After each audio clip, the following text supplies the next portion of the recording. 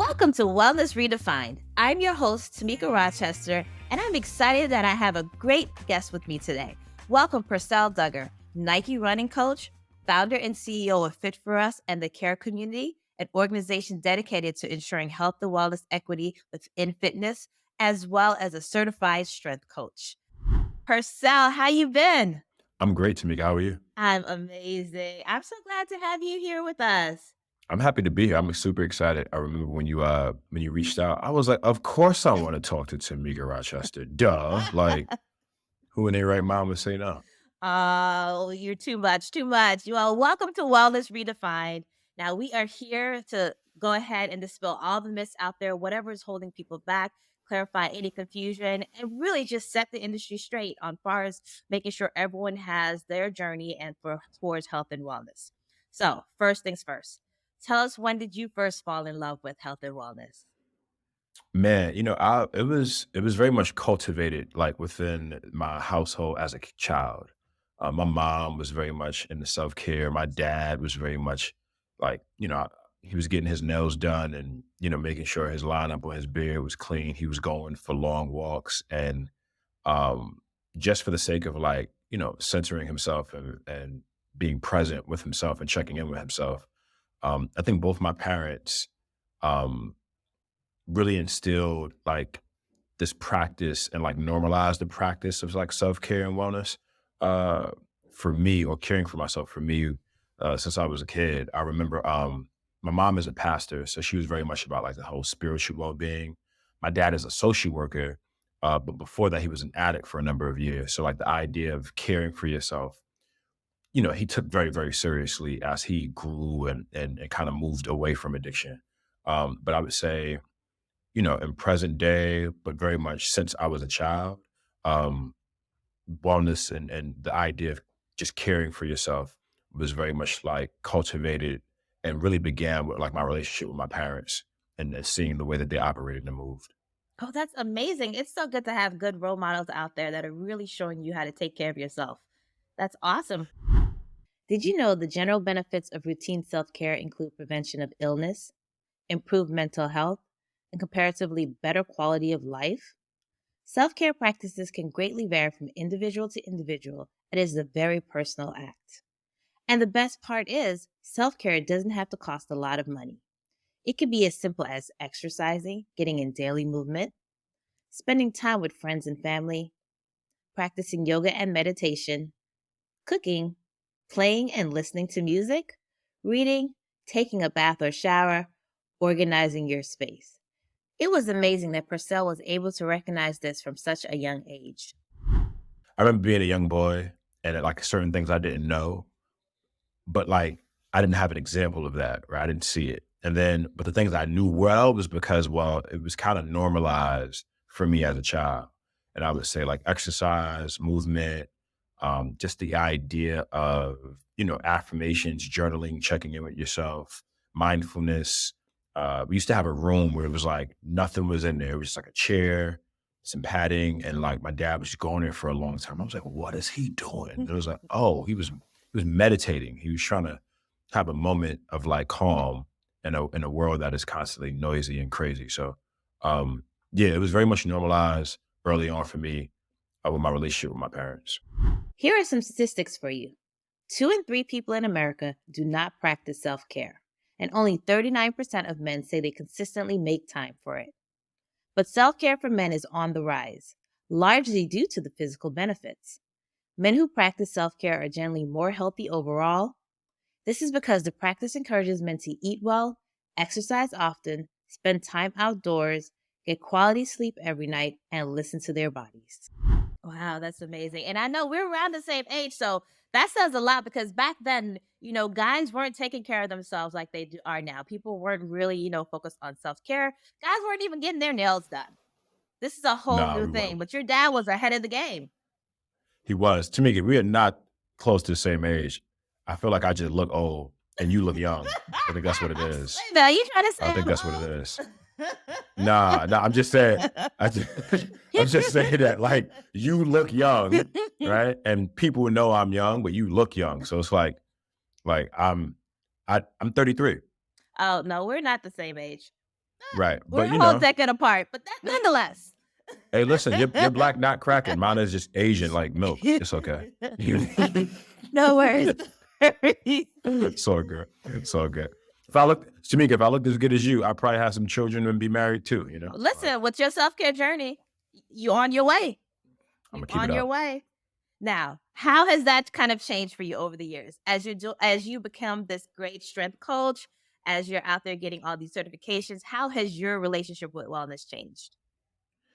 Um, it really started, I would say, when I started to recognize that people who were very close to me, people, clients of mine, even family members, sisters, parents, etc. As they aged, I was seeing common themes amongst Black and Brown folks, and their health and how it was trending. Yeah, I think this idea that Black and Brown folks, um, either A, we don't work out, or B, we only eat like fried chicken and watermelon. Well, actually, fried watermelon is delicious. So with fried chicken, but we I don't want. always every Right, time I hear that right, stereotype, I'm like, "Well, who doesn't like watermelon?" yeah, right. Like something wrong with you. Right? But this idea that Black and Brown folks are not passionate about movement and exercise, and or that we're not uh, uh, health happy and don't enjoy like nutrient dense foods. Um, that's very much a myth. I think people don't recognize that the first and foremost, people's relationship with food is really directly and indirectly impacted by accessibility, right? So like if I live in a food desert, if I live in a few insecure neighborhood, if I live in a space where, getting access to just healthy, clean water, talk to the people who live in Flint, Michigan, right? So let's unpack that a little bit more. So first, talk to us about what do you eat in a regular day? What was close, was convenient, was around, right? Accessibility is a real thing. But yeah, I mean, I'm not perfect, right? Well, I don't.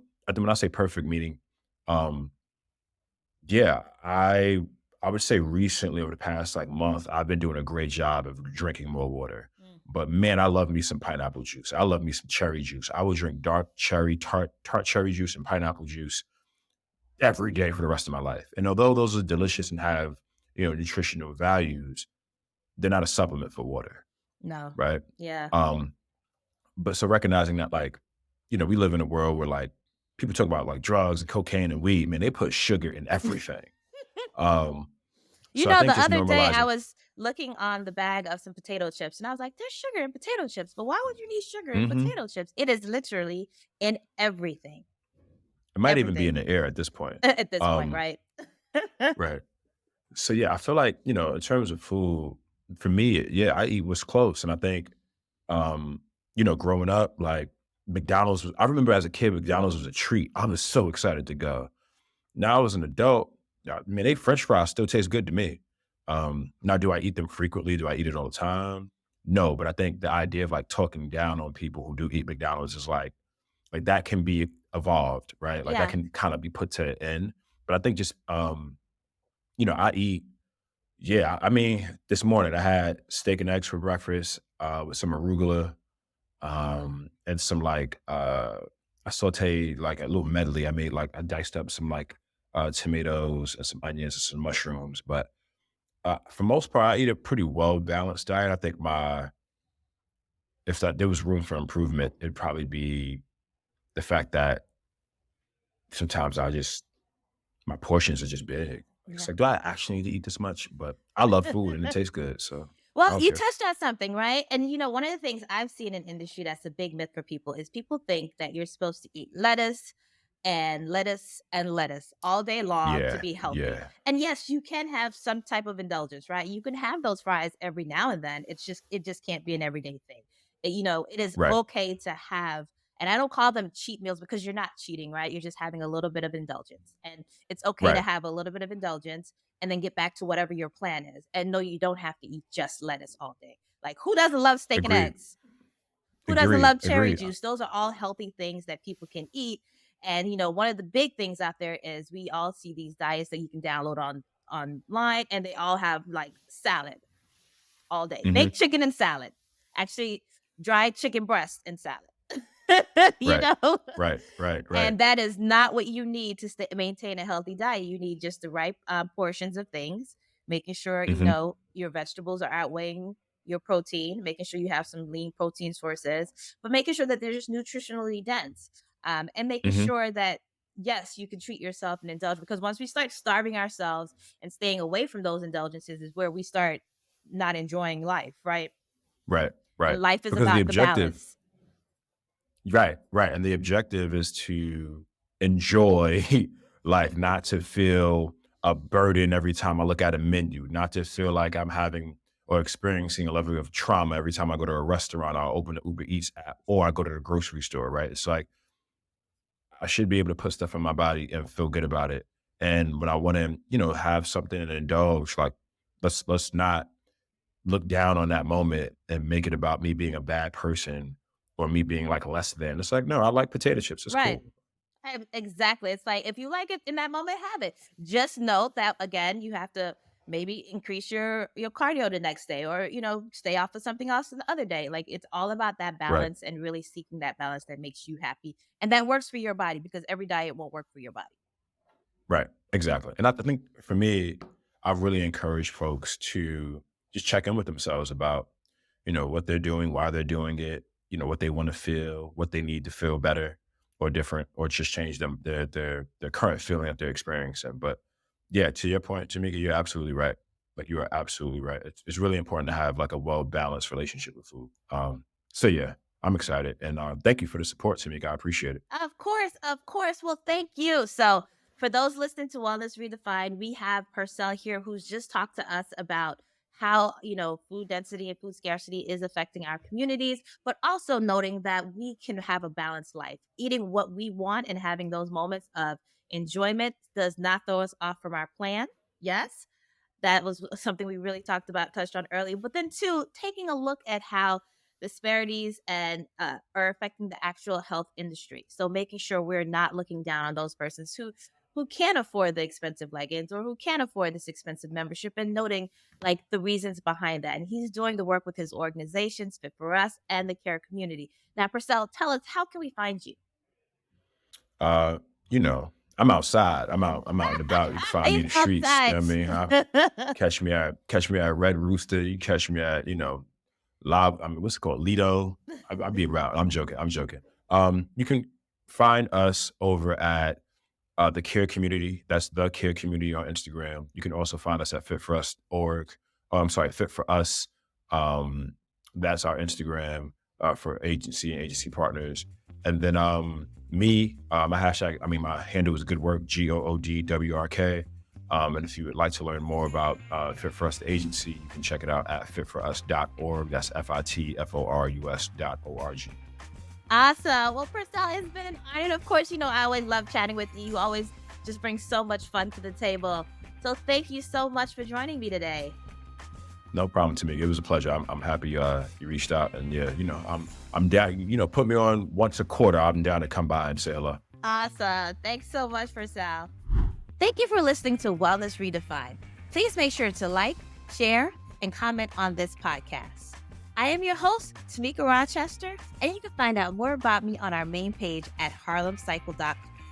I look forward to sharing with you again next time.